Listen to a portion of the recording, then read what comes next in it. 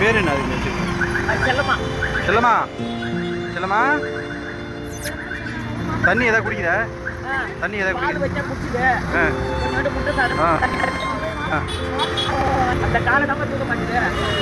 சரிடா சரிடா சரிடா சரிடா சரிடா சரிடா சரிடா ஏண்டா? ஆமாம்மா.